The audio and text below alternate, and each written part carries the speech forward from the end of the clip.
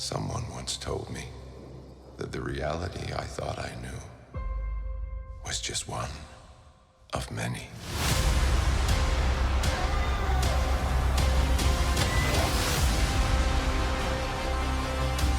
Be careful which path you travel down. Stronger than you have lost their way.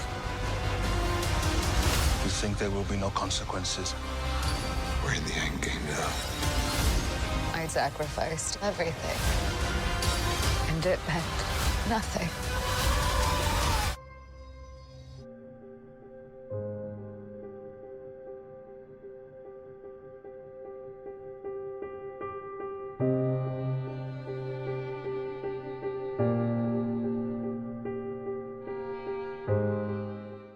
Okay, so greetings, ladies and gentlemen, and welcome to another IS podcast. Today we're talking about a spoiler cast for Doctor Strange and the Multiverse of Madness.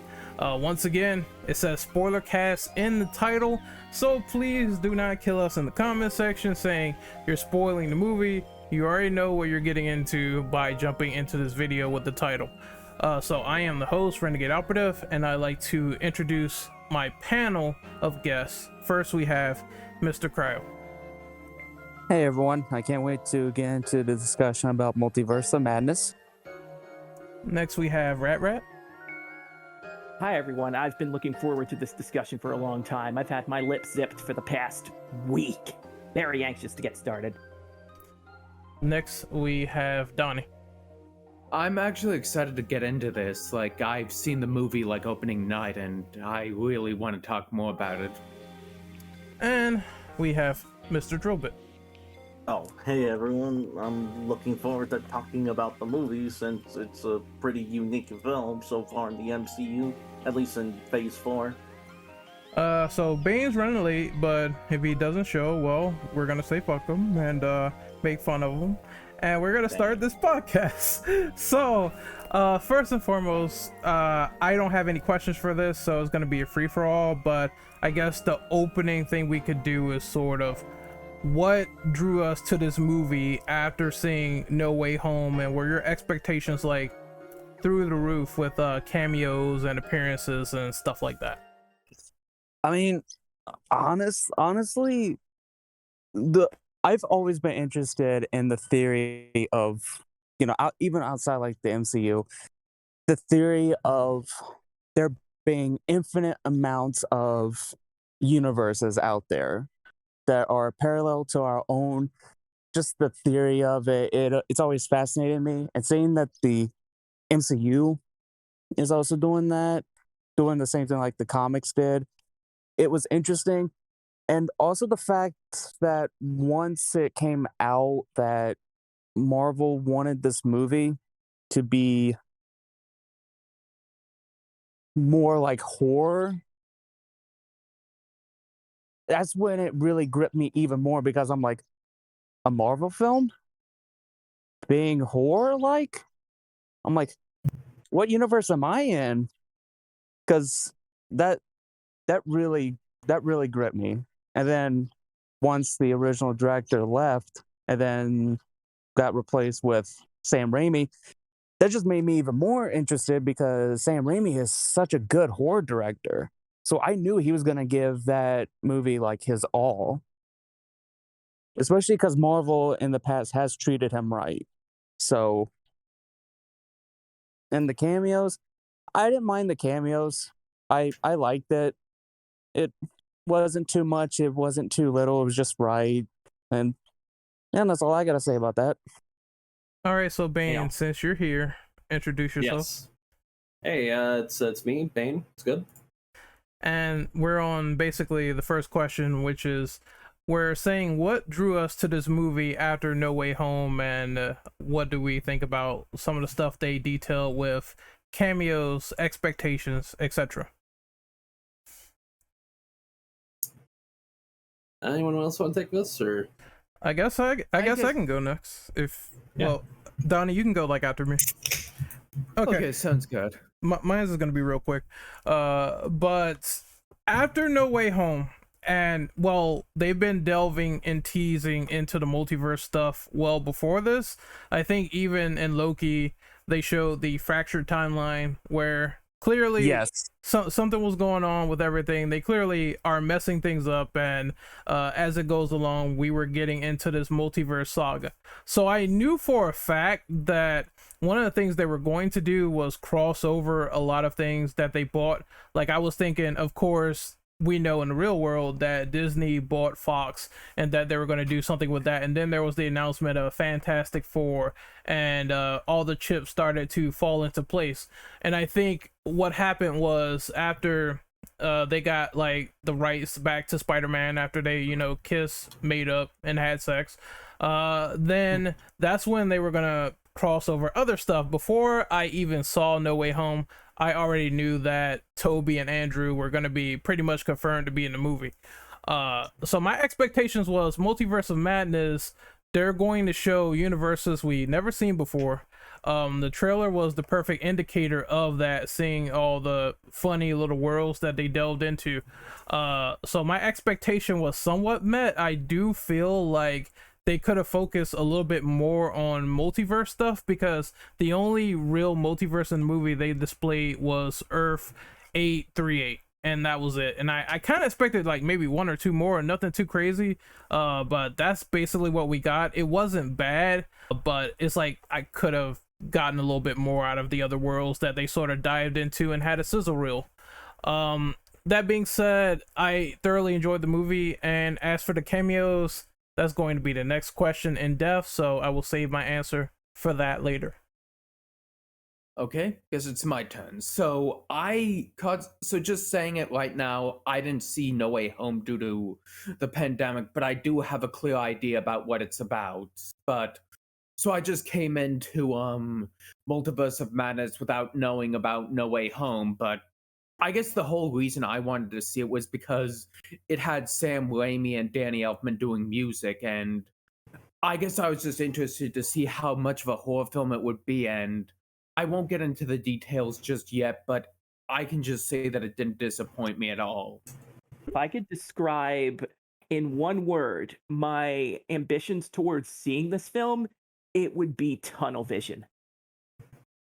I noticed a lot of stuff with Sam Raimi in the director's chair, and everybody's still off the high of Spider-Man No Way Home, where the multiverse was introduced, so it meant a lot of characters could just sort of step in and introduce themselves. And personally, with Doctor Strange on the marquee, I was not that big a fan of the first Doctor Strange film. I just thought it was kind of a flat introduction, not really a good use of your Benedict Cumberbatch. So with this coming in here, there was one thing that kind of dragged me in, and it was the second I heard that Wanda was going to be a big player in this film. I didn't know in what way, and my expectations were flipped, but I will get to that at a later point. But it was mostly the initial cast, not anything that was speculated or leaked or spoiled, just some of the key players being brought in. Like, Wanda was part of the film, and then later on people found out America Chavez was introduced, and I read Young Avengers, so seeing more pieces of that particular team fall into the MCU just gave me Get In vibes. And that's kind of it. It was mostly just the initial players of the film dragged me into this. All right, so I have a quick question. Yes. Bane, are you playing Doctor Strange in Fortnite? Because I can hear the button tapping back there. I'm playing NBA. So I have to say something. I have not gotten to see the movie yet. Are you fucking serious? I'm 100% serious. I was gonna see it this weekend. I ended up seeing Everything Everywhere All at Once, and I forgot this is what we were talking about until I saw the thing on the call. Well, do you know any of the spoilers at all? Because we are. Oh, I've actually known the spoilers for the past 6 months. I have a friend who worked on, without saying anything too deep, I have a friend who worked on visual effects for a certain scene. And I learned about that 6 months ago. Oh, you got the insider details then. Yep. We're mostly going off the rumor cameos, which is going to be the next question. But Yes, I mean, I will talk about that in the next section, but I'm gonna probably leave after that. okay, that's fair enough. So anyone else want to go before we move on? Drill, did you go yet? What was the question again? Before going into the movie, what were your general expectations coming off like No Way Home and stuff like that? Honestly, with No Way Home, they kind of had me excited because of the possibility of what the multiverse could bring. You know, seeing all those different versions of Spider-Man makes me think, oh, they could have like different versions of other characters. Like maybe there's like some universe out there where we actually get like Norman Osborn as Iron Man. But with Doctor Strange 2, I kind of was a bit worried for it since the director was the original director left, but then Sam Raimi joined, and I was like, oh, okay, now I'm actually somewhat hopeful for it. But yeah, I think it like exceeded my expectation considering it was a bit rocky. But granted, it's nowhere near as rocky as something like The Flash, but you get the idea. Well, I mean, The Flash is not out yet to judge, but I will say, oh, I'm going to have a field day if they erase the Snyderverse, but that's another topic for another day. I was gonna add one thing. Huh? What you were saying about Loki. Yeah. I was gonna add also that with what happened at the end of the first season, that was pretty. It's been confirmed that that was pretty much the start of the They call it the multiversal. They call it the multiversal war or something like that. Yeah, in the show, that's what they called it. But the way it looks, that's when the whole multiverse thing really started to pick up in all the universes. Yep, I guess I see why that's exactly getting season 2. I actually have a follow-up question. Did anybody at all watch WandaVision before hearing about this movie or seeing it? I did. I watched. I know about did as some of well. the spoilers, but that's about it. I think WandaVision's a fun series. Ralph Boner. Ralph Boner. What? Ralph Boner. Yeah. Oh yeah. I wouldn't spoil that one if you haven't seen it. Yeah. Well, I mean, it is spoiler cast, but still, I understand. But basically, if you're going into the Quicksilver thing, you might want to just wait on that. But I did see the end, and the end does lead to Multiverse of Madness, which is Wanda reading the Darkhold, which puts this like contaminated venom like ooze on her fingers, and she gets like corrupted and evil in the process, and that sort of leads into the whole Westview discussion, and she lies to Strange like in the beginning of the movie. Yeah, because she gets the Darkhold from Agatha. Yeah. So essentially, I did like that they put in those ties and they didn't just forget. But from what I heard, Sam Raimi said that he only looked at some cliff notes. He didn't go into way too much detail. It's just like, hey, put this in the movie so you can be able to connect it better with the plot of WandaVision, and we don't spend way too much time on it, which I guess has to work that way because it can't be any other way. I remember, I think Multiverse was made first before WandaVision. I believe it. Because I think all these films in the MCU pipeline were rearranged due to COVID, and their release date also got delayed again. So some stuff got pushed up and some movies got pushed back, so that allowed them more time to fit it in the timeline with things they had to fix during the reshoots. Not only that, but most of the Disney Plus programs got shifted around due to the pandemic. I'm pretty sure it was supposed to be Falcon and Winter Soldier first out of the gate, but they chose WandaVision to be like first across. Which I think in a way kind of helped it. I feel like if they would have started with the Falcon and Mediocre Soldier, I would have been bored. Damn. I actually like that show, but I It's know okay, but it dragged on. it does drag when you started to get to like episode 3, I believe. But I think they also had a viral storyline as well, so that got cut. But I mean, at the end of the day, I appreciate that Sam Raimi decided to put in the storyline tie, because I mean, he could have just not done it at all and people would have been confused. Yeah. Yeah, WandaVision is definitely a big part of Wanda's character and how it leads into Multiverse of Madness, especially the mid-credit scene where she hears her children crying out to her, and it makes you wonder, is she seeking them out on purpose, or is she just sort of channel surfing, and then all of a sudden, holy shit, my children are in danger? Yeah. Like, it was that kind of, you don't necessarily know how deep she is in that, like, that dark old gush. Dark hole gush. That could have been phrased so differently. Well, Bane, we're about to start to get into the crux of spoilers, so do you want to stay or? Well, let me just say this: when somebody I says I've known for about 6 months and somebody got turned into spaghetti. That's all I'm gonna say. Oh, we know who that is. We know. And the one thing I'll say is, originally, I don't know if it was just super early or something, but when I saw it, it was someone else from that universe. Oh, do you know who the character was? It was Johnny Storm.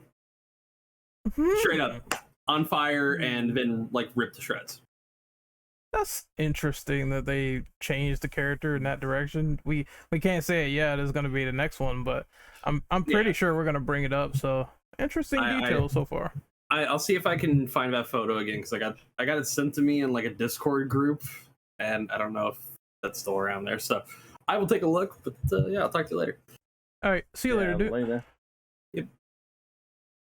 And that was Bane. So I'm gonna try to outro. I think you could find him at Fuso YT, and maybe Fuso on Twitter. I kind of forget, but we're gonna start getting into these cameos, cause oh boy, this is probably the most contentious part of the movie, because when we get to Universe 838 and we see how different the world is, and you see how Bruce Campbell is punching himself in the face from a magic spell, there is a group called the Illuminati, which basically sort of is like that universe's Avengers, and Doctor Strange is dead in this universe.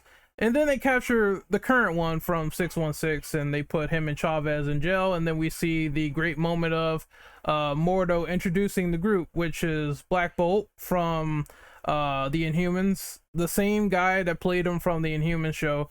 Then there's Mr. Fantastic, and then you have another alternate universe of Captain Marvel. I think that's her friend Maria Rambeau. And then there's also am I forgetting someone? I know I'm forgetting someone else. The first Avenger. Damn it. I might be Captain Captain Carter. Okay, that had to jog my brain for a second, because I'm like, I know there's a captain in this movie, but I forgot who it was, and I'm sorry for the background noise. But yeah, Captain Carter is also, well, she was one half of a woman anyway. But we're gonna get to that. So, what do you guys think of the cameos in this movie so far? That joke was half-brained. I know. I had to attempt it though. But what do you think of the cameos, bro? I didn't mind it, to be honest.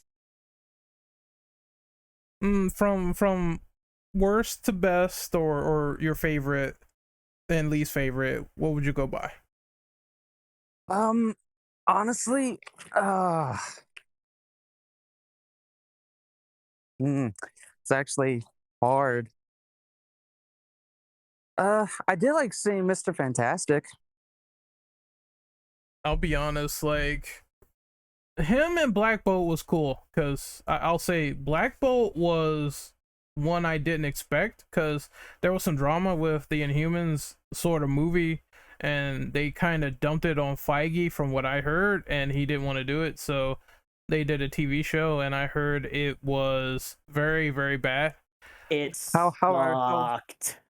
How ironic. He got killed faster than his own show did. Damn, what this? You gotta stop with this bashing, man.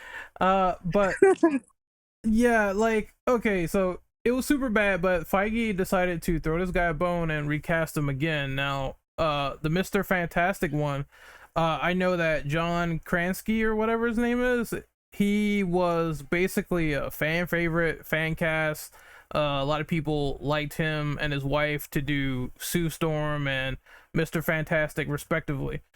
So I thought that was cool that they decided to just, hey, I'm gonna throw you a bone. The fans like you. We're gonna cast you into this role. And then Professor X is the big one for me, because I liked the X-Men so much, and unfortunately they did a horrible job at saying, hey, he's in the trailer, this is his voice, who is Doctor Strange. And I thought that spoiled that to me right away as to who that was. So I think Marvel did a terrible job of that one. But it was cool seeing him and hearing the X-Men theme go off when he was in his wheelchair. I thought that was awesome. Yeah, it was like Patrick Stewart's voice is very unique, so it's hard to hide it. No, I said to Cryo that the only thing they could have done is muted that part or have like what do you call it, a stock line maybe, and not show the back of his head, and they probably could have gotten away with it, but unfortunately they didn't. Or maybe voice modulation. Yep, make him sound like a robot or something. Make an Ultron bot say that line, and I'm pretty Batman? Sure... No, not Batman. I remember Batman had the voice mod though. Anyone else on the cameos so far? I'll go. So I guess it was said already, but I just liked how Professor X just came out to the 90s cartoon X-Men theme. That I think was like the best thing. One of the best things of the film, but like I'm not familiar with some of the others. I haven't seen the film, but I did hear that for Mr. Fantastic, apparently he was going to be Daniel Craig, and I did also hear that for another one that they were going to use the one from the 2000 movie. Correct me if I'm wrong, but they didn't due to COVID and whatnot. Yeah, the plans fell through, unfortunately. Daniel Craig is Mr. You know what? Maybe, but he's kind of getting up there. I didn't hear about Daniel. I heard about Mr. Fantastic from the first Fantastic Four movie, the one that actually got released. Yeah, I seen that too. Also, Drill, what were you saying? Gray-haired Mr. Fantastic's been pretty common in the comics recently. This is true. So Daniel Craig could have been fine for that. This is true, and I know there were some complaints about his suit not being 100% comic accurate, but I mean, I said this in chat. He's from another universe. Yeah, he's not only A, from another universe, but B, some of those classic designs, like Wolverine's classic spandex, yellow and blue, I don't think it would translate too well to film unless they did it where it's like he's wearing pants or they modernized it a little bit, because once again, the classic costumes has always been like the character wears it or the person wears it and then they say, oh, I look fucking stupid in it, and then that's when they get rid of it. But Marvel's not doing that anymore. They're giving it a little bit more fan service, but I liked how he looked here. I didn't think he looked like super bad at all. But then we get to the scene that will divide a lot of people where before that, sorry, I would just like to say, before I came into this call, I had no idea when Charles Xavier rolls out, they played the X-Men theme. At the time I was watching in the theater, I was just taking in the, holy shit, Patrick Stewart's actually in the MCU now, and he's Xavier. I was just kind of taking that in, and then I sit through the credits, and I noticed they had X-Men 97 theme by Ham Saban. I'm like, what the hell? When? Yeah. I need to go back and look at that once this actually hits the home theater. But the one thing I did appreciate is the order in which each member of the Illuminati were revealed, because a lot of it came down to like, well, here's Black Bolt and Captain Carter. I'm like, okay. And here's Maria Rambeau as Captain Marvel. Ooh. Here's fucking Jack Ryan as Mr. Fantastic. Ooh. and here's Charles Xavier, and then I redlined the microphone with my ooh. Holy shit. Oh, I have a good question. Oh, go ahead. For the Illuminati's motive as to why they had Mordo capture our Doctor Strange. What are your thoughts on that, and also to why they originally captured him in the original script? Okay, so let me go first on this one, and then I'll let everyone else go. So from everything I gathered so far for plot context, they said the reason why they did not like another Strange in the universe was because their current version of Strange dabble in the Darkhold. And I think they said they knew about it, but it was like, hey, shouldn't be doing that stuff. They told him stop. He didn't stop, and he kept doing it anyway. So they had this big skirmish and battle with Thanos. I don't know the context or details behind it, but all you know is Thanos is dead, and then Strange is on the ground, their universe, and he used the Darkhold so much that it basically killed an entire civilization of people. They knew that this was super dangerous, so Strange basically was ready to sacrifice himself and atone for his sins by having Black Bolt kill him. After he basically was killed, they decided to take some of the items, I believe, and lock them away for safekeeping to make sure that this doesn't happen again. And then I think at that point they kind of got scared of incursions. Incursions is what happens when two multiverses collide within each other if something is very messed up or very screwed up. Yeah, both universes or one universe gets destroyed in the process. Yeah, so in order to prevent incursion, they started being very vigilant towards things that is changing their universe. And that's when they discover Strange. He came in friendly, but they gave him like some coffee, some basically Bill Cosby coffee, and he took it. He got knocked out. Chavez got knocked out, and that's when they got into that situation that they did. But unfortunately for them, Wanda came in as well from a different universe who is stronger than their Wanda, from what I assume, and then a lot of shit went down. So before we get into this, does anyone have any other thoughts on Cryo's question? Well, also I don't think they know about the original ending. What's the that I original? told you about? Yeah, what's the original ending? Tell us. The original, well, not really the original ending. I mean, the original motive. Hold on. Sure. The original motive for the Illuminati capturing Strange, like they did, it was apparently because they viewed him as a huge threat to all universes because of him making that decision to give Thanos and his universe. Bro, you cut out. They said there was more than one way for them to win in his universe. He didn't have to give them the Time Stone. He chose to give Thanos the Time Stone. There was more than one way he could have done it, which was basically him sacrificing himself. I see. And the Illuminati called him selfish. I think Captain Carter called him selfish.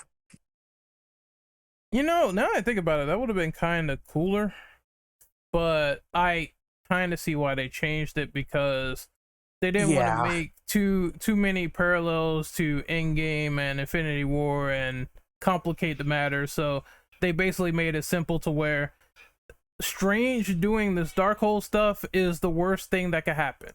And because of this, they view him as a threat to the multiverse in the most dangerous way possible, because he's tampering with dark magic. And that has a lot of consequences, especially with that and Chavez running around with the portal. Yeah.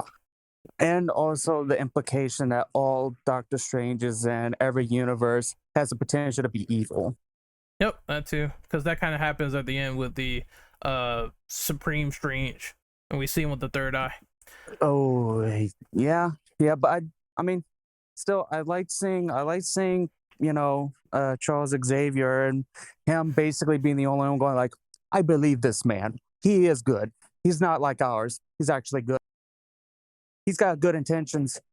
Yep, he's very hopeful, but as we get around to it, man, so then 616 Wanda comes in the body of 838 because she does the whole Evil Dead possession, which was really fucking cool. I think. Yeah, the dream walking. It was pretty fucking cool. The fact that they were making the noise louder on the plates with the vegetables and all that stuff, and you hear the swishing of like a wave inside of a cup. Classic Sam Raimi stuff, horror vibes, and then she gets possessed.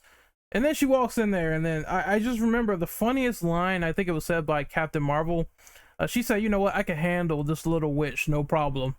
And then when we got to the point of them in the foyer, Reed said, stop, think about your children. And then there's that line where she basically asks him, do you have a wife or something to take care of them? And Reed says yes.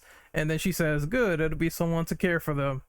And after that, everyone just started dying left and right. Reed was the one turned into spaghetti sauce, blue spaghetti sauce. What else? Carter got sliced in half. The Captain Marvel chick got squashed by a statue, which I thought wouldn't kill someone like that, but I guess so. We got to move on with it.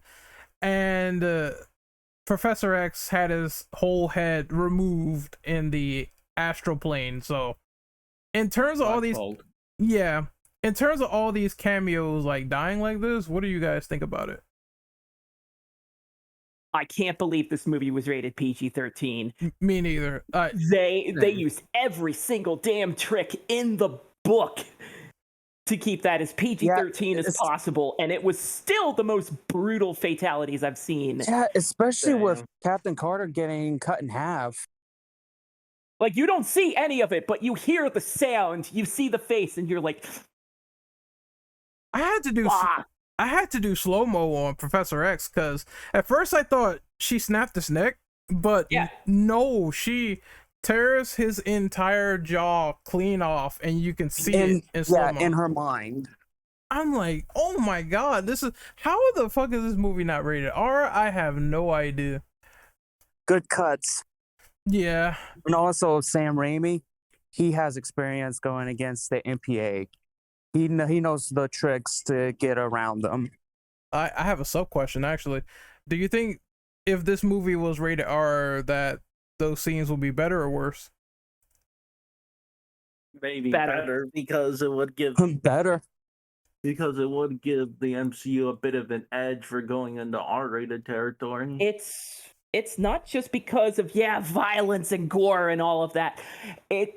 And I swear there's like a Wanda discussion somewhere in here, so I'm trying to bite my tongue. But it will get across the idea that the Scarlet Witch is a big deal and no one is safe. Yeah. That's the first thing that I thought. The reason, because, I mean, number one, see, you're talking about the Wanda discussion. I don't want to get too much into it either. But number one, she is the main villain of this movie. You're going to have to push the villain to not be a pushover, so to speak. It's the same thing for when people were like, well, why is Thanos going around killing all the Avengers and stuff in Infinity War? It's because they took 10 years to build this all up into something that culminates into the heroes finally losing. In order to do that, the heroes have to sort of be killed in the process to push the villain and make the villain into a stronger threat. And that's exactly why this scene happened the way it did. I understand why some people will not like it because, I mean, if you're a big fan of Charles Xavier and he gets his head torn off in like 5 seconds, you're going to be pretty pissed off. But at the same time, I think it's completely fine if some of these characters come back in 616, which I think is the intention, because I don't think they just casted John Krasinski to die in like 5 seconds and not be Mr. Fantastic in the Fantastic Four movie. I think that would be ridiculous. So I think, if there could be multiple universe Benedict Cumberbatches running around in this movie, then there could be 616 versions of these characters. Yeah, it doesn't necessarily delete the idea of those characters ever appearing again. It's just they're an alternate universe. These versions are gone. And we are, especially Mr. Fantastic, he's the big elephant in the room because his existence confirms Fantastic Four, and obviously Marvel wants to take another swing at the Fantastic Four batting cage. So they put John Krasinski in the role as Mr. Fantastic. If it doesn't work out, they can always recast and consider him an alternate universe Mr. Fantastic. But thankfully, it worked like peanut butter on jelly.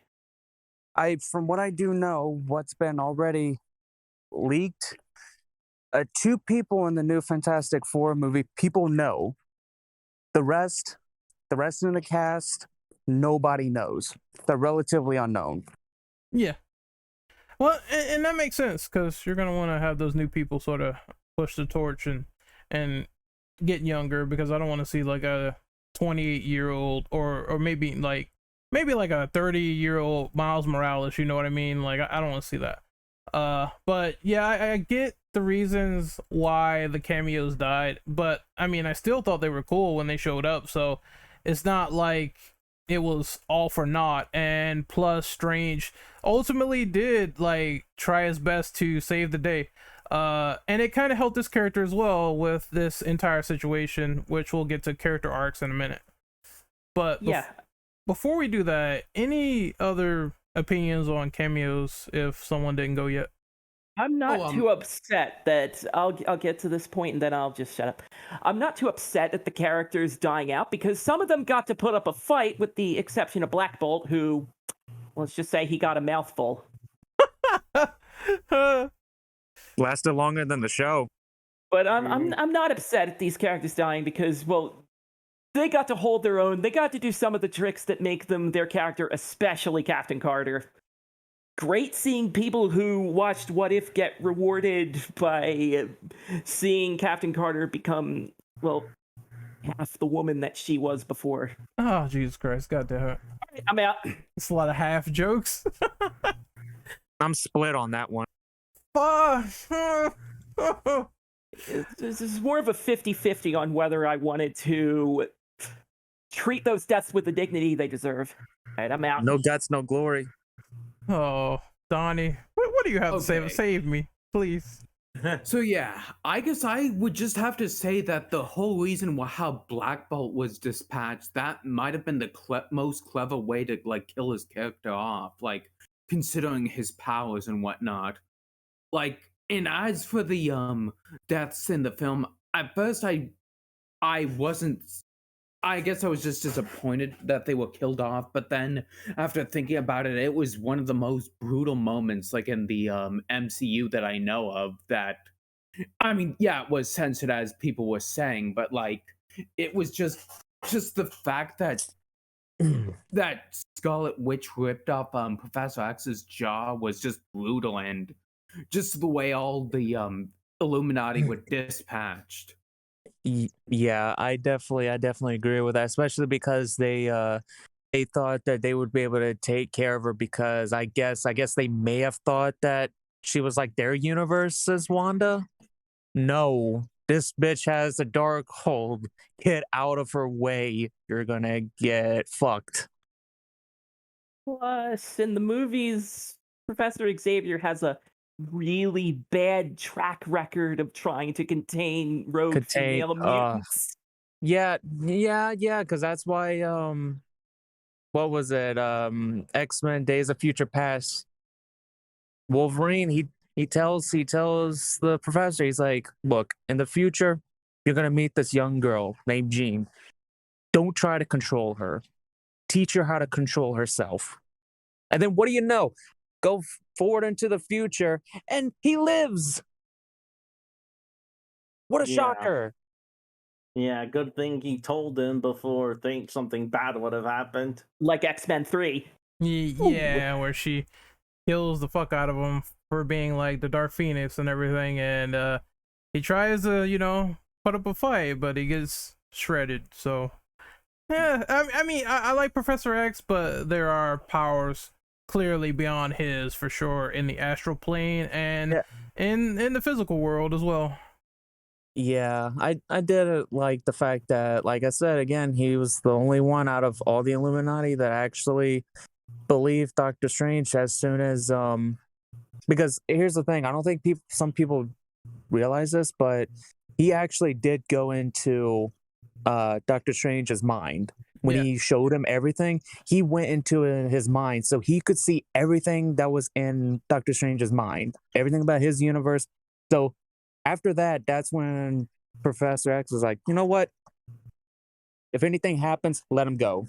Yep, this guy has good intentions. Yeah, exactly. I 100% think that all the events in this movie were pretty stellar, especially how they handle some of the stuff by making Wanda stronger. And I guess we could segue into that. So what do you guys think? I'm sorry, there is one more thing in relation to Xavier, and it's the little Easter egg, little fan service for the fans. It's like, in relation to Doctor Strange as to whether this universe will go rogue or not, Xavier tells him just because someone stumbles and loses their path doesn't mean they're lost forever. Oh, that line got me. And that is a line directly from Days of Future Past, and I had to make that no one else sounded familiar. That was a nice little nod to the people who watched the X-Men films and were coming into the Marvel films with little hope that the X-Men will get their day. Yeah. But with that line, with them trying to stay true to the Charles Xavier, people know it's like, we need you to hope again. Oh, that was a nice little Easter egg. Okay. As for hope, because that quickly gets kind of squashed a little bit as we talk about the Scarlet Witch. So, what do you guys think about her portrayal in this movie so far, and some of the stuff she's done? I thought it was badass. I agree. Yeah, I don't get why some people are mad that she's evil, and that was probably the path she was going. Well, when she read the Darkhold, it's because I think me and Cryo also had like another backroom conversation about this. We also said that it wasn't the real Wanda, actually, because it wasn't. Yeah, it wasn't like it was 100% Wanda. This was a Wanda that was full of rage that intensified because of the Darkhold. Because think about it like the symbiote in Spider-Man 3. It just intensified the rage inside of Peter. The Darkhold intensifies the same amount of feelings that its user has. So for Wanda, anger, grief, sadness, it just amplified it. The fact that she was thinking that she was innocent out of everybody, that was the Darkhold's influence on her. It wasn't our Wanda talking.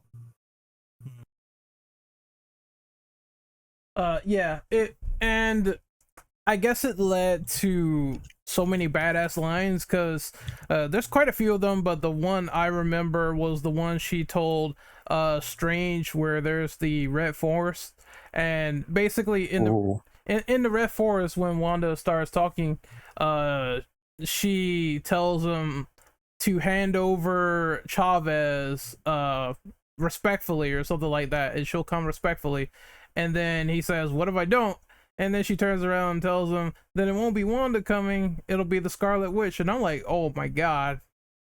Yeah. These lines are amazing because it sets up for it perfectly that she is a force to be reckoned with. Yeah, especially when she's told Strange, she's like, so you and the Avengers, the other heroes, you can mess with the fabric of time and the universes, but if I do it, I'm the bad guy. I don't think that's fair. Mm-hmm. And there was so much else. I think the Chow element and everything that carried over from WandaVision, where she clearly wanted a family and she could not get that, and the movie kind of conveyed that these were figments of her imagination, as well as her not being able to have another universe's kids, because I think they also raised that question. Wanda, what if you take this other pair of kids from their mother? How would you feel? And I think she was like, you know, apprehensive, but still wanted to try it regardless. And then the end of the movie showed the full scope of her actions, where these two kids were actually scared because they know it looks like their mother, sounds like their mother, but it's a complete monster in the room. Yeah, I remember because, like, again, what made me go, that's not Wanda, when she was asked what's going to happen to that universe's mother, and she was like, kill her, get rid of him. Ooh, damn. And I'm like, no, that's not Wanda. She would never do that. So Red, what do you think of how Wanda was portrayed, since I know you were dying to talk about her? This has been a decade worth of exploring this character, from when she was sitting in a cage at the end of one of the Captain America films, to her like being a part of Hydra in like Age of Ultron. We have seen this character grow and develop. We've seen WandaVision. We've seen her. They'll never know how much you've sacrificed. Like, we've seen all of that. And she says it herself, I'm not a monster. I'm a mother. She would not have done these things before, but the idea of parenthood seems to have changed everything. And her getting hooked on that Darkhold stuff did not help matters. I will say, coming into this film, I expected her to become a villain in the third act.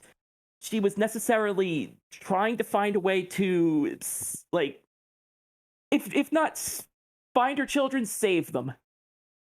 And I figured there would have been like an issue to come into the third act of, wait, you mean there's a way I can have both? I can have my kids? I can have my cake and eat it too? But not from the beginning. I was not expecting her to be the villain. So that was a big surprise for me. And oh boy, this film takes every advantage of having a Scarlet Witch as a villain. So much enjoyed the fact that she became a damn slasher villain.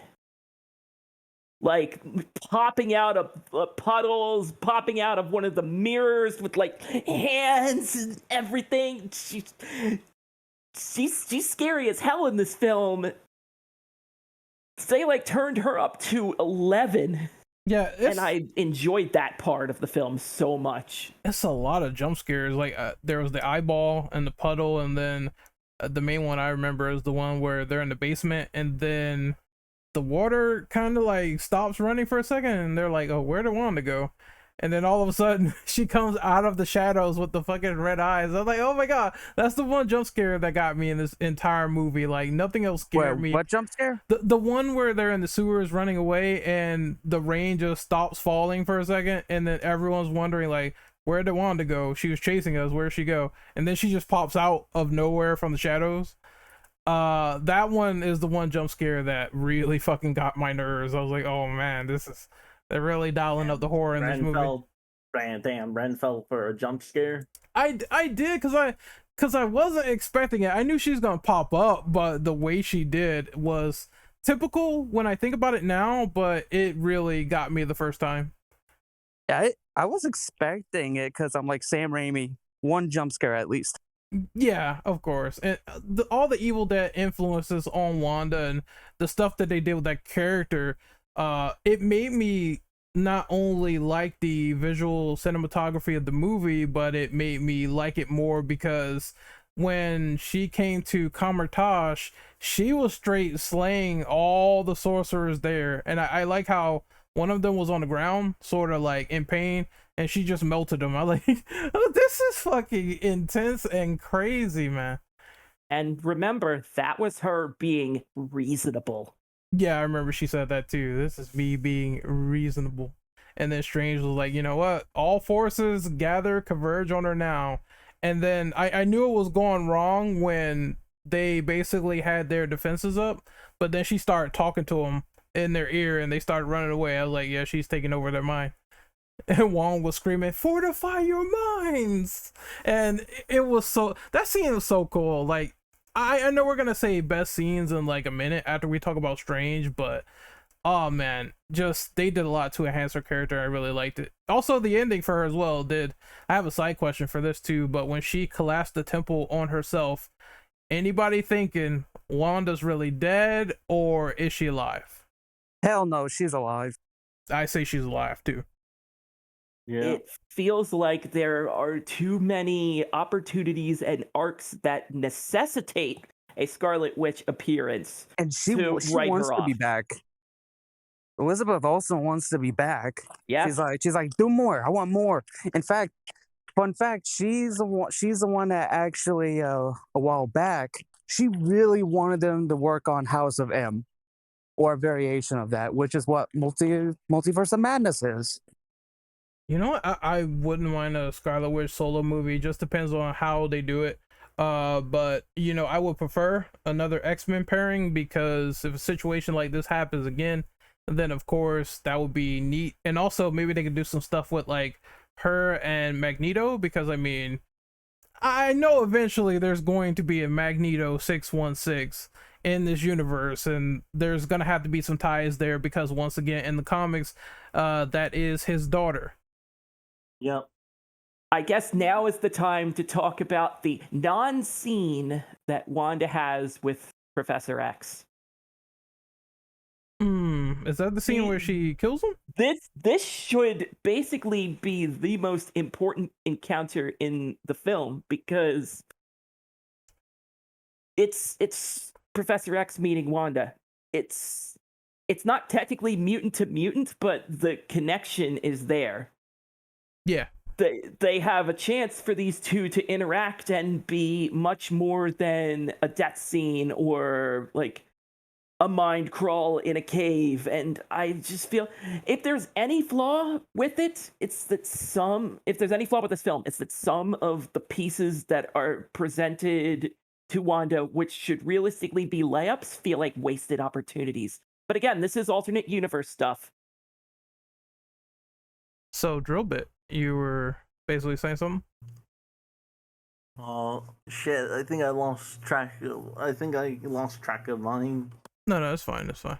But yeah, I was gonna say, if they're gonna make Magneto her father, though, they're gonna have to do like some weird time travel stuff, considering he's supposed to be a World War II survivor.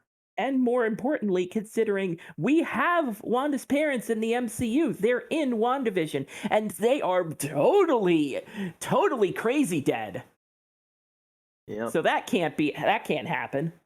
Don't forget about that TV show that's coming out, Agatha. Yeah, they'll figure something out, I bet. I have another side question with all this. It's just very, very small. It's something for Rat. You say you've seen the show, right? WandaVision? That's correct. Do you think that Agatha deserves her own show or no? I think her role began and ended in WandaVision, not necessarily her own show, and really most of her ties are with Wanda and that nice little bubble she made in Eastview. I don't know. It seems a bit weird. It's like if they gave Killmonger his own show. Honestly, I would watch it because of the hip hop intro that will happen each and every single time. But his dubstep intro. It's like from what I last remember, looking it up, it said that Scarlet Witch and Elizabeth Olsen most likely will not be an Agatha, as this show will be about her. So I will agree with Rad that most likely that story connection with those two characters ended at Westview. So yeah. It's interesting to think about, but now we must move on to the main man. Oh, I'm sorry to keep stepping in, but this Wanda discussion was kind of the reason I stepped here. If she actually doesn't come back after this, I would also not complain. I believe that every role she could have had here in relation to finding her children, realizing that the children she found were in a universe where they were perfectly fine and had a capable mother, and sort of giving herself up, the Darkhold dies with me. I would be completely okay with that. Granted, Marvel will not leave well enough alone, especially when Elizabeth Olsen is more than willing to continue playing Scarlet Witch. Yeah, they had actually changed the ending because I guess maybe Marvel thought that it would close her arc prematurely. But when the other universe, the other Wanda, is putting a hand on our Wanda's face, the original line was for her to say, "You've had to endure so much pain to get here, haven't you?" They got rid of that line for I think it was something like, "Don't worry, our children will be safe with us." And she was comparing our Wanda to like every universe's Wanda, that just because she doesn't have kids in her universe yet, you know, she's every universe Wanda is connected somehow. And I think that's what she was trying to say. I think for the most part, for that in particular, it kind of reminds me of the Christine Palmer thing with Strange and him sort of telling her, "Hey, I love you in every universe. I hate you." Yeah. I mean, it's just something that segues into it perfectly, because it seems to be, even though they have this whole multiverse of madness thing going on, it seems to be some connection between all of the other universes and how they sort of operate, and the characters involved in them, whether they are, heroes or villains, or they destroyed an entire like place due to incursion. Yeah, and that when you dream something, it happened in a different universe to you.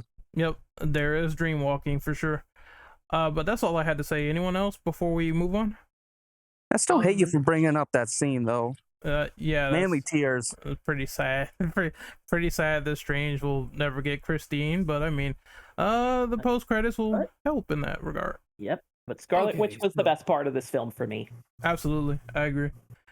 But we need to get to the other two main leads and sort of the opinions on them. So I want to ask, what do you guys think of Strange and America Chavez? Nice chemistry. Nice chemistry. Yeah.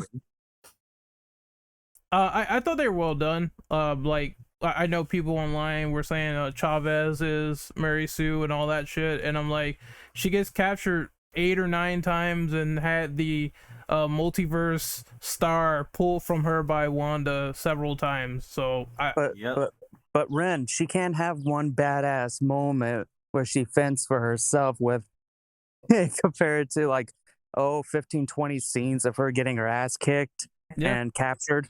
Yeah, I think without calling her Mary Sue. Yeah, I think if they did that, she would look weak if she didn't get that one badass scene of her punching Wanda in the face and sort of saying like, and she didn't beat her either. She told her after she caught her hand, "Hey, I can't beat you, but I'm going to beat you emotionally." And that's when she took her to the other universe kids, and they freaked out and said, "This is not my mother. This is some kind of demon. Who is this?" And I thought that was very well done. Hats off to Sam Raimi and the crew for that one. But Strange, I mean, he also goes on an arc as well. We alluded to it earlier actually with the whole Christine Palmer thing. He can never have his ex back because she tells him, "Hey, you're always working all the time and it's not gonna work out, so I had to move on." Yeah, Yeah, and how he always pushed her aside because at first he was like, the typical cliche, in my line of work, you're going to get hurt. You're going to get caught in a crossfire. But turns out he just says in a sad tone to the other Christine, who's like, I think he said something on the line of, I was afraid. It's not that I didn't love you, that I was pushing you away. It's because I was afraid. Truthfully, I was afraid. And that made me go, damn you, Sam Raimi. Yeah, it's also good and emotional for him. The only thing, I mean, I enjoyed Strange in this movie. I felt like he had that dry, stoic nature to him that really worked for the character, and Cumberbatch really embodied that. The only thing I kind of just didn't like involved the next question, which is the post credits. Like I really wasn't a fan of the post credit scene with them revealing he had Darkhold, and I understand why he got it, because he possessed the body to be a zombie, which, that was a cool scene with all the arms floating out of him, and he had like these giant fucking dark wings. You mean the third eye? Yeah, the third eye. Because he doesn't have the Darkhold anymore, because Wanda got rid of every single version of it in every universe. Yeah, but it seems that there was something that Supreme Strange said where, like, if you dabble in it, it has a toll on you, and basically that eye was the result of it. Yeah, it's a side effect, a symptom of someone that used the Darkhold. So, I mean, I thought it was great that they showed him in peril for like a second, and then, he's fine in the other post credits. But overall, let's talk about his arc. Like, does anyone else like the Strange arc in this movie? I honestly, to add what you were gonna say before I let someone else talk, the way about him, his dry humor, his stoic nature. We've never actually seen this emotional side to the Strange character in the MCU. The only other time was a slight glimpse of it in No Way Home, when Peter told him, can you change the spell to make everybody forget about me being Spider-Man? Make everybody, including MJ and Ned. And he's like, kid, if I do this, everybody is going to forget who you are, even me. And he was like hesitating, and he had that look in his eye like, I don't want to do this, but I have to. And then fast forward to this movie, he closes that arc with Christine, and then at the end he fixes the watch, and that just gets me in terms of like character development and story. That just really gets me. And right now, you could also say that through Chavez, he also has an apprentice, because now she's at Comertage, also training right now. And she also tells him, hey, I'm glad that I fell into your universe. And he's like, I am as well, kid, or something like that. And I thought that was really touching, now that Strange has like friends, when he was originally like super secluded at the end of the first movie that he was in, and he was dealing with his hands being all messed up. I thought it's great to see his arc now, from being alone to finally having all these people who really care about him, and him sort of returning the favor. But that's all I got to say on that. Anyone else? So for me, in regards to America Chavez, I can see where some people are kind of frustrated with her kind of being a non-character, kind of being a plot device. Like, she can do so much more. In the comics, she is a super strength shit wrecker. Her being able to kick reality and just create doors into the multiverse is an asset. It is a power of hers, but it's not the only thing she can do. You get a brief glimpse of that when she gets to punch the universe out of Wanda for a brief period. Yep. It seems like they're going on this route where she doesn't know how to control her powers or even use them properly. That, and they spend like 20 seconds on her backstory. Yep, with the two You moms. you get to see her parents. You get to see the life she lived, the place she was living in. She had a pretty good life, and then snap.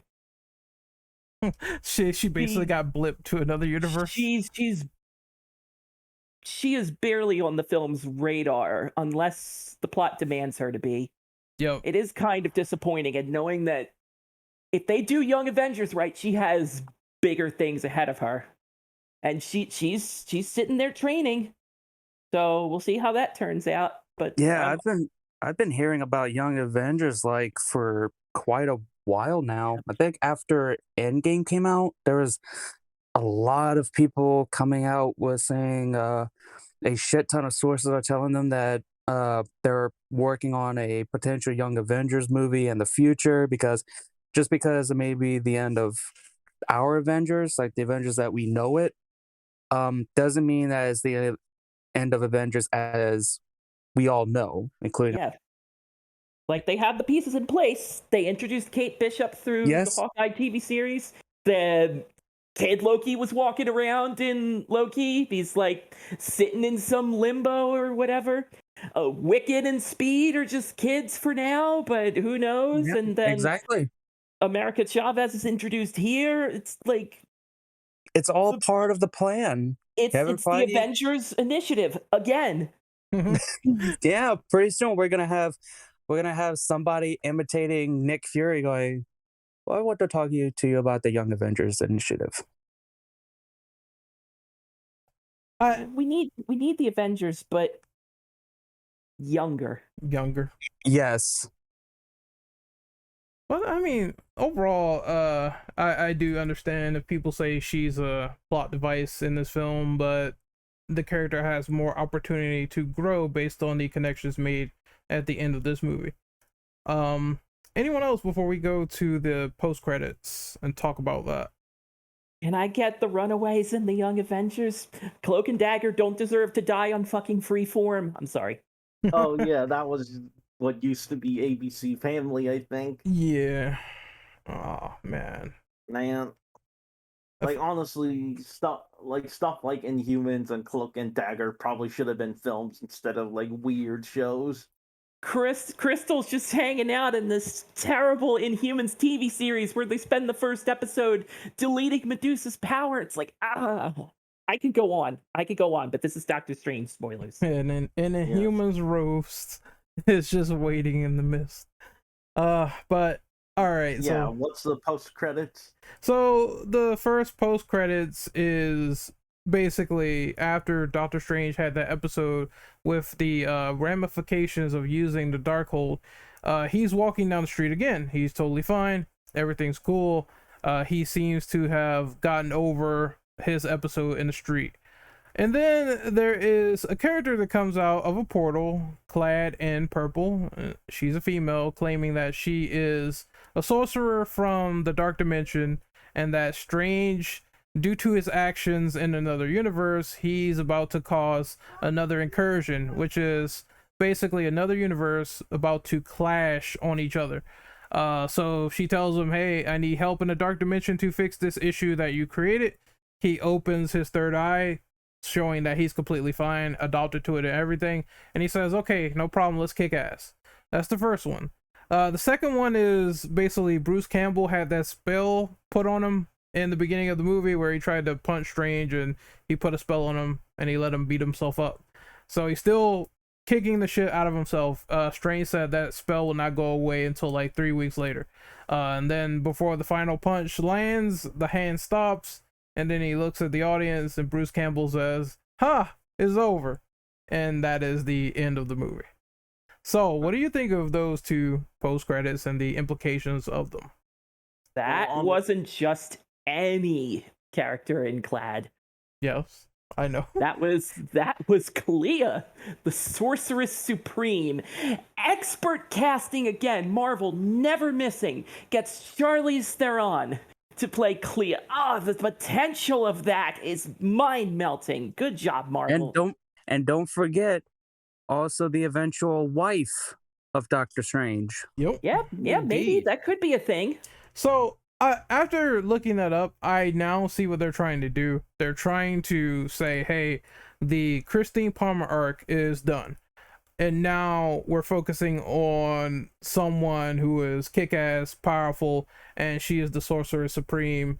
And then they're going to go into the Dark Dimension down there with Dormammu and kick-ass, and that's going to be the third movie. And I thought that was cool that now they're sort of giving him a love interest to lean on and make this crazy episode in the Dark Dimension where we barely got time to spend down there in the first place. And also like don't forget about like the first post credit what was it? Oh yeah, the first post credit where Clea says that, you know, his actions, what he did, it basically caused two universes to collide and cause an incursion. Remember what Reed Richards said? He said, the longer you stay in a universe that you don't belong in, you create a kind of digital footprint. Yep. One that will cause untold amounts of damage. And considering that they kill people in that universe that were key to maintaining the peace, I would assume that also made that footprint go for miles. Yeah. So now those two have to fix the issue, and, you know, Dark Dimension, Dormammu, I've come to bargain. I want to see if they do bring him back. They should. I mean, it's several interesting things you could do with that. Maybe have him as the main antagonist of this new movie and sort of then develop Strange and then develop his love interest from there. Like, they were keen to say on the screen as well, I didn't mention this, but they did say Doctor Strange will return, so I assume this all sets up for the third movie. But the second post credits, Evil Dead reference, because I do clearly remember Evil Dead 2 when Ash's hand possessed him. He was beating the crap out of him, so that was a little nod to the audience, as well as a fourth wall breaking reference saying, hey, the movie's over, you can go home. I thought it was funny, but not a lot of stuff in depth with that. It's just Sam Raimi and Bruce Campbell playing shenanigans, and you're gonna love it if you love those things. Yeah, and I guess it was expected to be Bruce Campbell to be in it, since he always cameos in a lot of his movies. Yep. I know he said he retired from doing Ash, but I don't think that clearly meant he was going to retire from a cameo from his best friend directing the movie. So it was cool to see him when they had that scene with the food court, and he's like, hey, you didn't pay. He turns around. I was like, oh shit, it's Bruce Campbell. Well, I knew he was going to show up somewhere, so yeah. But anyone else, any opinions on the two post credits? Oh, I can go.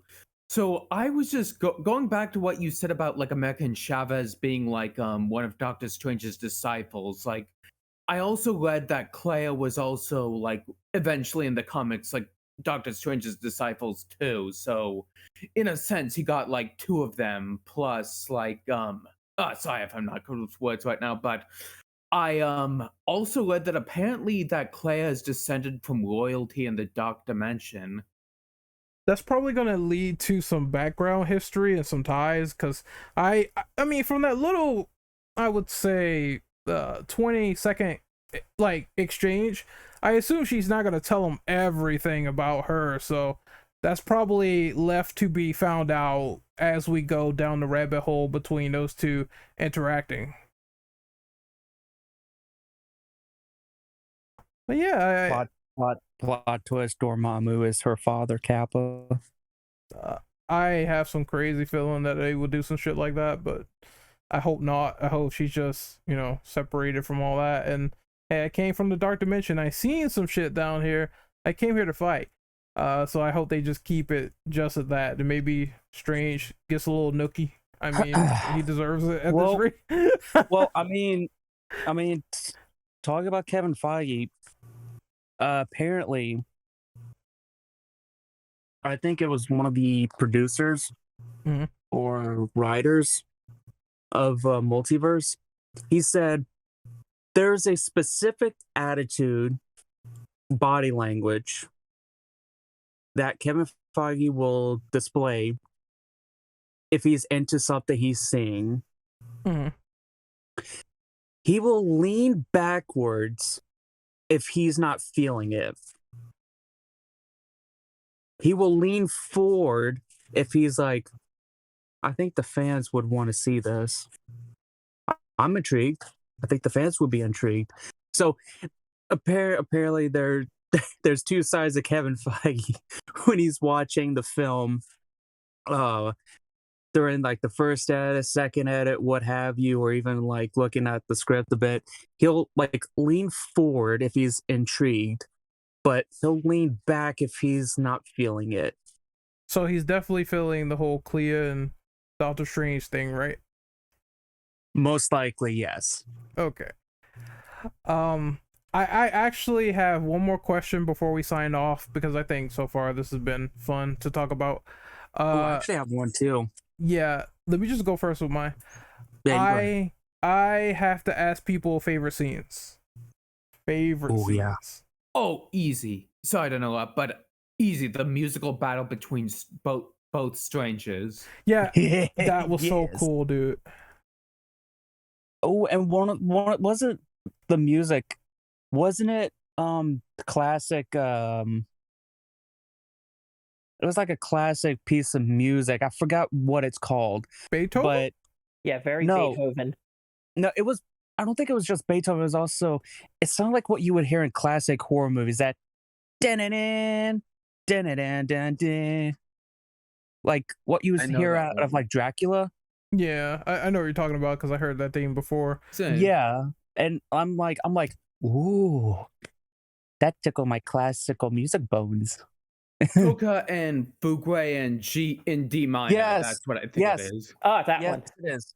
Yes. I'm like, bruh, you just hit him with the classic. Yeah, it's so many interesting and cool scenes. I like the music battle. I like the battle with not Shumagaraf in the middle of the street. I enjoyed the horror movie elements that they had, where either Wanda is killing people in the most gruesome ways, or it could be her popping out of the shadows and giving jump scares and all that. And I also just really liked how Strange was dealing with the burden of how he lost one of the women that he really cared for a lot. So I like that scene where he steps on the the memory machine, and he remembers Christine giving him the watch, and then he sort of tells himself, I don't have time for this. We don't have time for this. Let's go. Sort of pulling it back. Like one of the main tropes in this movie, or one of the main sort of points of contention, is Strange questioning if he's happy or not. And I think in one scene, I'm not sure if people caught it, but when he tried to say it once and Wanda was there, and she was like, look, I know you're lying. You're just making this up. You're not really happy on the outside. Let's just call it what it is. And I thought that was really telling for the rest of the movie and his character arc too. Yeah, like you brought up a very good point. Like in the MCU, Strange is known to be dry. Yep. And like doesn't show his emotions like that. He keeps that shit, very, very close to his chest. And the fact that we saw that side of him like pop up, it was nice to actually see that for once.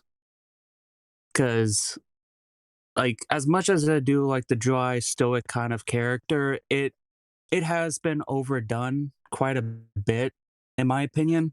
So seeing a character that the audience can relate to, it makes a lot of sense. It makes a big difference. Right. Any favorite scenes for you? The beginning scene with Shumagora Gargantos. Yeah. Yeah, copyright and all that. Hate it. I know what that is. I saw the teaser at the end of No Way Home, and in my mind, I'm thinking, Shuma! It's no. Here's this Lego toy. He prefers to go by Gargantos now. It's like, fuck that. That's Shuma Gorath on my screen. He's as lean and mean and green as I expect him to be. That was an incredible fight scene. Yeah, I actually did like that. I did like that scene. I like the temple. I like the temple battle. That shit was just holy shit.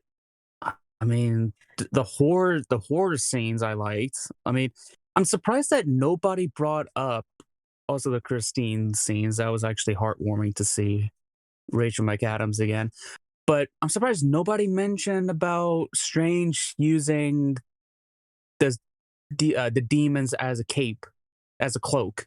Yeah, I think I alluded to that earlier, but the zombie Strange scene was cool because that was true Evil Dead right there. That was Evil Dead. I've loved it. That was funny. What'd you think of Danny Elfman's score? It was fine for the most part. I think where I liked it the most was where Strange sort of like suited up, and that was also kind of a badass scene where he's like, I'm gonna drink my martini and then I'm gonna jump off this balcony where my ex-girlfriend is and fly away and put on my suit.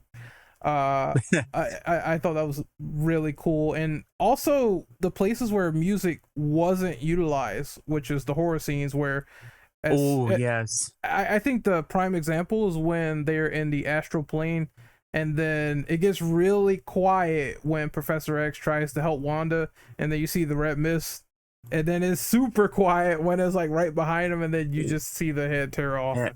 That was awesome. And also when they're in the tunnel. Yeah. And she's chasing after him. Just it gets so quiet in there, and everyone's like, where did she go? She was right behind us, and then boom, just pops up out of nowhere. It's like, oh, hello there. The lack of music was also just so fucking good. Yeah. But yeah, now that we've got Gargantos in the movie, maybe we'll actually see him fight Dormammu in his actual form next film.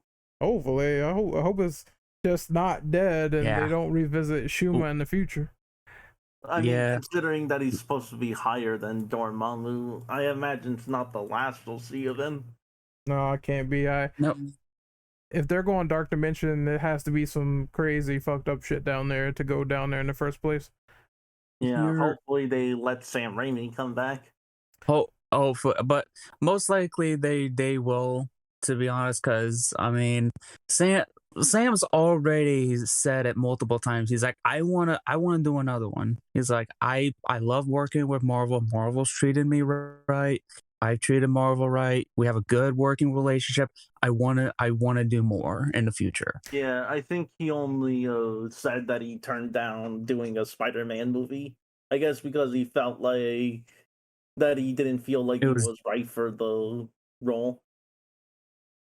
I know he likes MCU Spider-Man, so maybe he wants to keep that in the hands of Tom Watts, who said he's taking a break, because I did see that he's not going to be on Fantastic Four, so yeah. Ooh.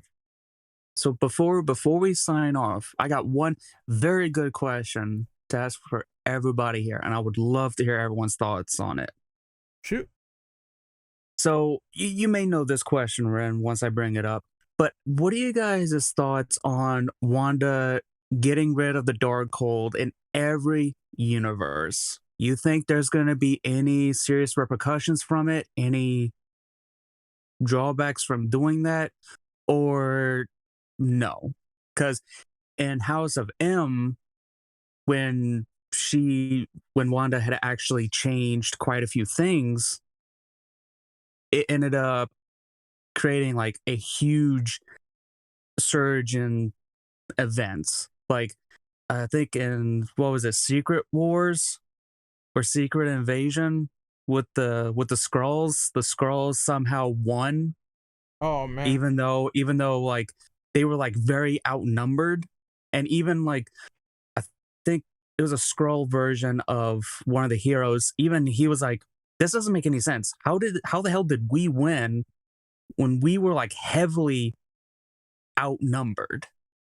So I'm thinking maybe, just maybe, there was a slight repercussion, or will be some repercussions for Wanda getting rid of the Darkhold in every single universe. I think it's just But I don't know. What do you guys think?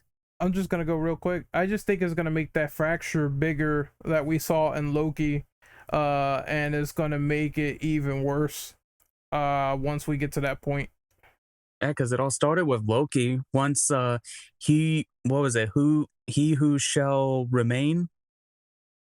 I think that was his name. You're talking about Kang the Conqueror. Yeah, I remember. Yeah, like once he basically was killed by Sylvie, that started the fracture, because it had been confirmed in the MCU lore now that started the fracture. Then came in No Way Home. That did more. And now this one has done even more. Yep, it's just gonna get bigger, and they're gonna have that second multiverse war. I don't think the multiverse saga is going to end anytime soon due to all these actions. Yeah, and I mean, I think this phase is still relatively young. Yep. So, yeah, but I don't know. Rad, I want to hear your opinion on this. Like, what do you think? Do you think there's going to be any repercussions from her getting rid of the Darkhold in every universe, or not really? Or is it too early? I can't see any type of butterfly effect with ditching a major source of power from a universe. No, sir. If you can, Yeah, and totally you not. can certainly see the sarcastic tone in my delivery. I'm definitely not being sarcastic.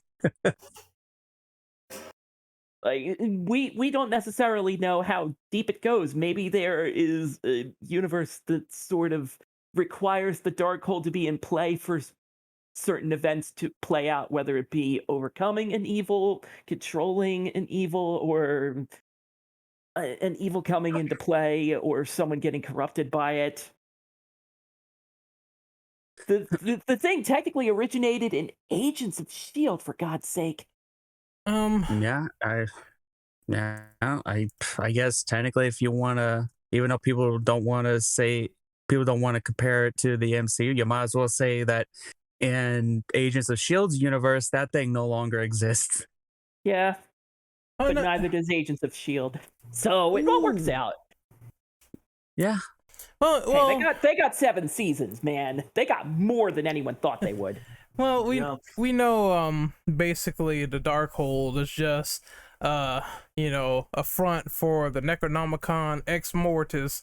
So there's gonna be demons and ass and all types of things flying around. No, I'm just kidding. Another Evil Dead reference, but well, Donnie, what about you? I want to hear your thoughts. My thoughts on the if it might have precautions. Yeah, I'm guessing it might, seeing how it might be building up to something, but I don't know. I also feel like it might be like an anemic effort as well, because like there might be a version that might have survived that she didn't know about, but I guess time will tell.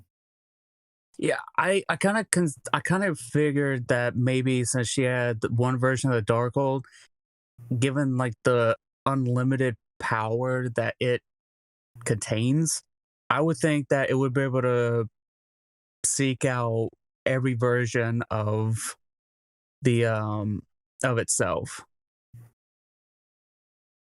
But I don't know. I mean, this could be like one piece of a huge freaking puzzle. Because that's how normally it goes. They're like, "Oh, you remember that? Oh yeah, well, this is what happens as a result of it. This huge event is like, oh, oops." Yep, the Marvel Cinematic Universe is all about connections. So I would not be surprised if this movie is definitely referenced as we move forward in the timeline. Drill, what about you? Do you think it's gonna have any repercussions? Her destroying every copy known to existence? Probably for sure. we'll just have to wait and see what comes from it. Yeah, because there's no way that something bad does not come out of it.